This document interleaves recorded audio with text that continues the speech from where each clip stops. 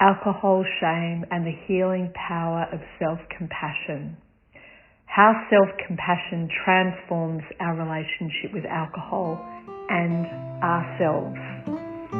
This is Guest Glimpse, a soulful reflection defining a moment of clarity with meaning from a fellow traveller. Hello, it's a privilege to be here with you. My name is Kathryn Elliott, and who am I? I am a 53-year-old woman living with my 3 teenage sons in Melbourne. Recently left a 24-year relationship and am now solo parenting, have entered into a new relationship this year. But what I'm here to talk about is something tender and true about my relationship with alcohol, and ultimately my relationship with alcohol was very linked to my relationship with myself. My story isn't one about willpower or even addiction or a rock bottom. It's actually a story about self-love, connection to self, healing, opening up possibility and potential to aligning a lifestyle to my values. And that the key to unlock this was actually the practice of self-compassion.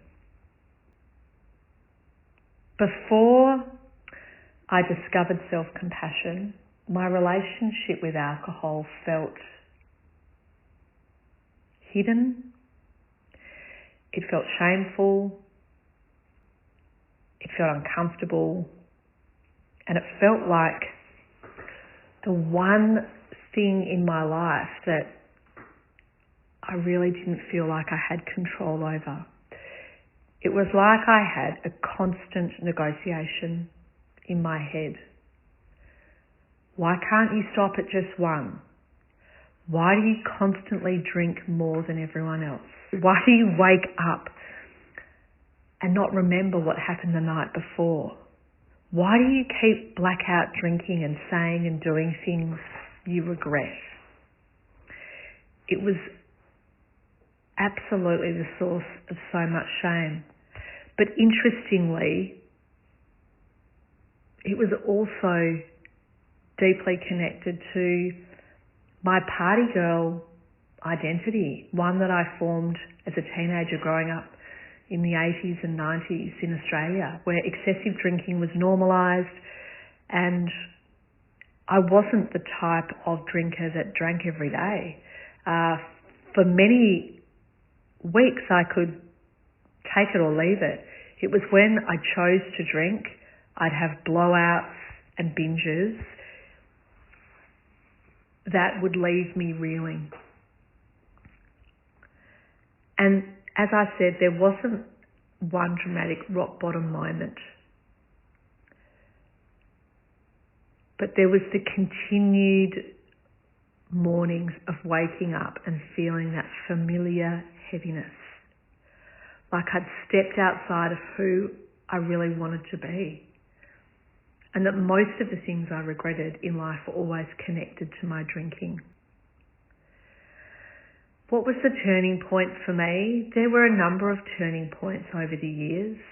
I kept trying to believe that I needed to have alcohol in my life, that I needed to be able to moderate, and that often it was about shaming myself into change. But all of a sudden I started to focus on a different internal whisper. I can't hate or shame myself into change. I've tried this and it doesn't work. And something in me softened. Something in me finally opened up the possibility that there had to be another way. And it was during this period that I started to think about what it would feel like if those voices of criticism turned into voices of kindness. And that's when self-compassion, the concept of self-compassion, entered my life. And the way I now define self-compassion is simple. It's choosing to stand beside myself rather than against myself. It was turning towards my pain with warmth instead of judgment. And it was at this period that I discovered Dr Kristin Neff's framework for self-compassion, which gave me language for something that I now practice each and every day. The 3 steps in her framework. Mindfulness really showed up for me as the courage to actually feel my feelings instead of drinking to numb them. The common humanity piece reminded me that I wasn't broken. There was nothing wrong with me. I was human. Alcohol is a toxic, dangerous, highly addictive substance. It wasn't my fault that I was in a problematic binge drinking pattern for decades, but it was my responsibility to change. And then self-kindness became the way I learned to speak to myself like someone who mattered.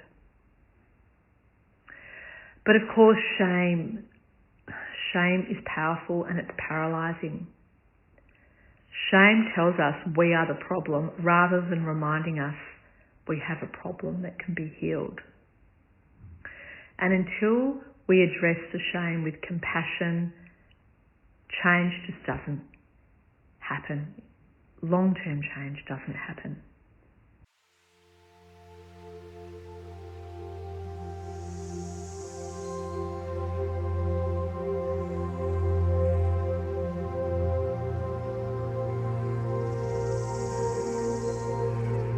Inner leadership to me was really the moment I stopped outsourcing my worth and started choosing myself.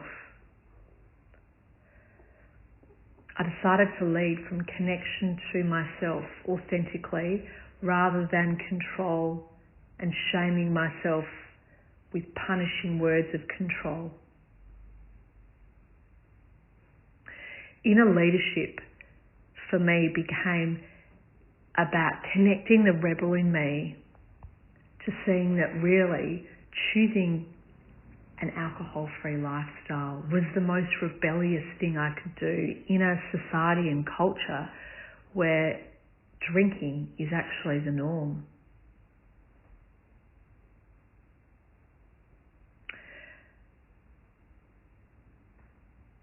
On the 1st of January 2026, I will be 6.5 years alcohol free.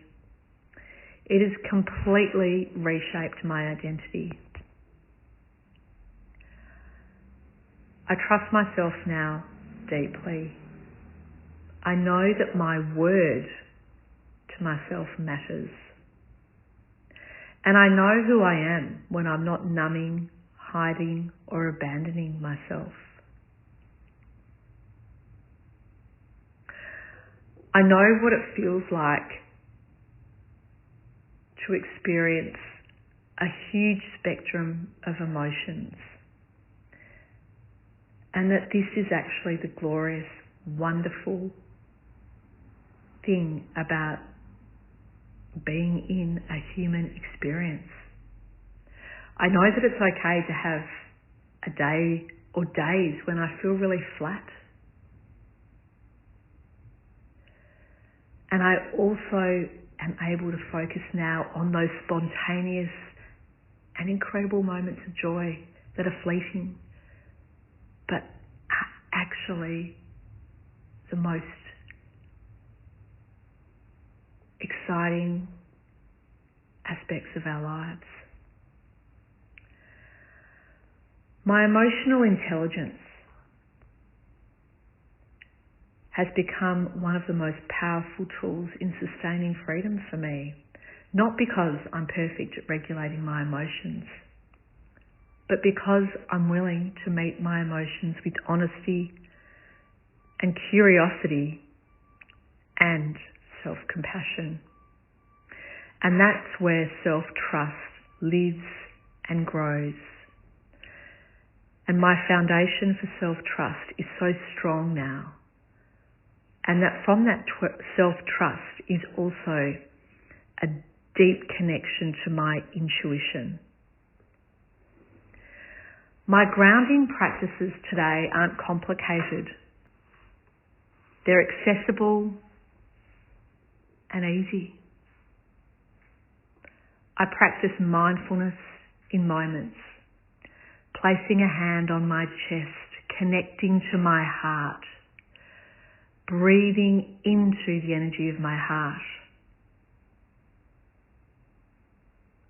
and using that energy to ask my body how it is, how it feels, what I need. And when challenges arise, because they always do, I always ask myself,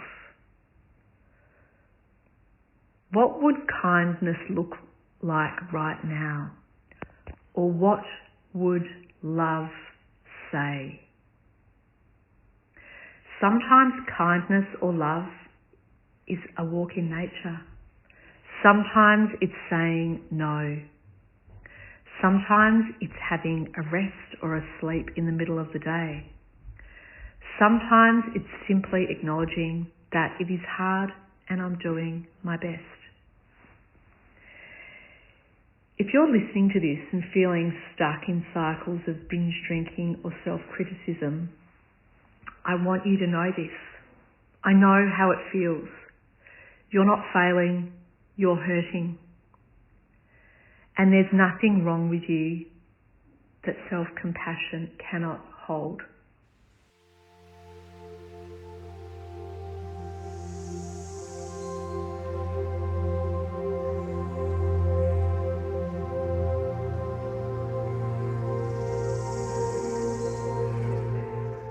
Self-compassion and self-love can be a radical act of leadership. Because when you choose to treat yourself with gentleness, you break generational patterns. You show others what becoming whole looks like, and your healing becomes a quiet revolution. My vision for anyone embracing self-compassion in their relationship with alcohol is simple. I want you to feel free. Not perfect, not polished, just deeply, beautifully free in your own unique skin. And it all begins with that one small choice: to turn towards yourself with kindness,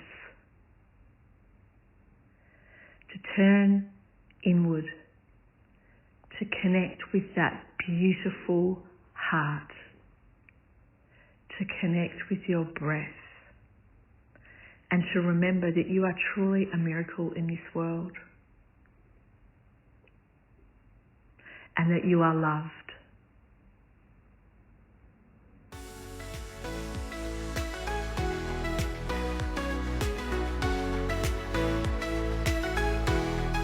This is Dr. Mel Baker, and you've been listening to Living Reflections, where truth is honoured and a sacred space is held. Until next time, may you find breath